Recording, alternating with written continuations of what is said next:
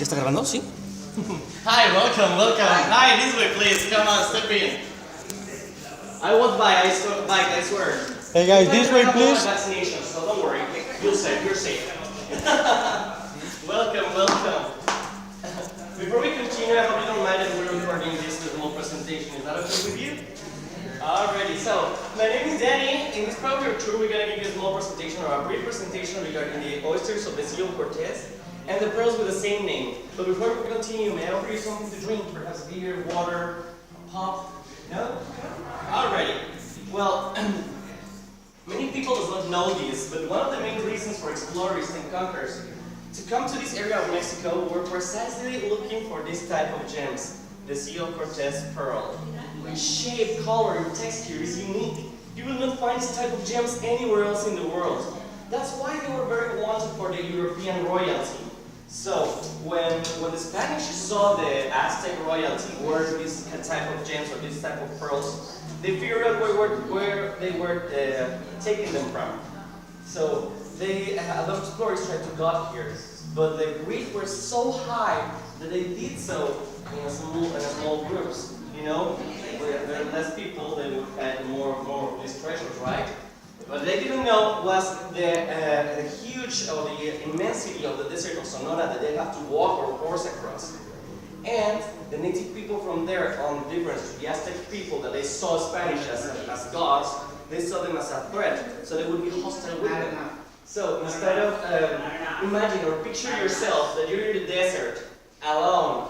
You've been lost for 3 days. You have no water, you have no food. You see someone on the distance and you tell them, "Hey, can you please help me? I need water and I need food." And they shoot you with your arrow.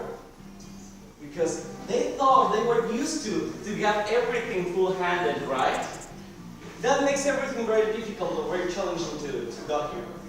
Finally, Hernán Cortez got here with his huge army, of course, because he was a tall guy with an army on his back. But he would cry like a baby after losing a battle back in Mexico City, right? So, they colonized the area and started fishing these oysters indiscriminately. And that is not even close to be the worst part of it. They enslaved native people for doing so. Oh yeah, I'm going there. So, they enslaved the native people for doing so. They used barbaric methods for the diving process. For instance, the chapuza diving, where they would tie them to their waist with a rope, then to a big rock, and then force them to jump to the sea. So they go faster to the bottom, take as much oysters as they could, release, and go back to the surface. But at the time they went back to the surface, if the captors thought that they didn't make a good job, they would get severely punished, even by death. And it wasn't nothing fixed. Anything that they want or they think that it wasn't a good amount, they think that they could get more, they would punish them. Right now we have repopulated the whole area with this species back again. How? Well, we only keep 25% of the newborn oysters that we are responsible for their reproduction. So when we released all the fertilized water with these eggs fertilized, we keep 25% of them. We use these nets to make them feel it's coral. For instance, a newborn oyster will get attached to a coral. And when we can see them with the naked eye, just like you saw in the video, we take them out and then we place them back into the nets. And then we have to wait 3 more years so we can make the seeding procedure. And how do we do so? We open the mouth of the oyster very carefully so we don't harm it. We make a small scratch inside of it so we can irritate the molds. Then we take the nucleus of the pearl and we place it in it.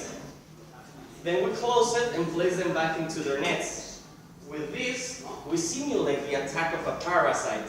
So the mollusk is going to defend itself by covering and encapsulating the strange object with its own nectar. And that is how time for time is going to get bigger and bigger and bigger. And we'll be able to harvest a Sea of Cortez pearl. Right? Today one of you is going to take one of these pearls back home that we're going to harvest here and now. So, sorry about that. Take one. Don't open it just yet. Give me 1 Mexican minute. scientists have tried to measure the Mexican minute. No choice. It's opposition, eh? never have succeeded. So, do you all know what to count to 3 in Spanish? It's very easy, isn't it? So you're gonna count with me to tres, and we're gonna open these tickets. But remember, as louder as we count, as bigger the pearl is going to be.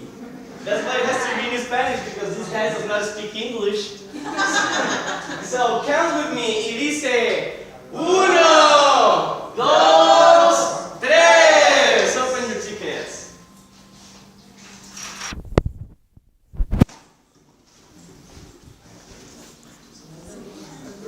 Who's got it? Who's got it? Who's got it? Who's got a chicken dinner? Winner. Who's got the winner? Nobody. Nobody did. No. That's great. ¿Me pueden ayudar con otra? No. I want a new ticket. One more time. Let's see what will happen. Yeah, they heard it. They heard it. Don't worry. It's the same ticket I got. No. Here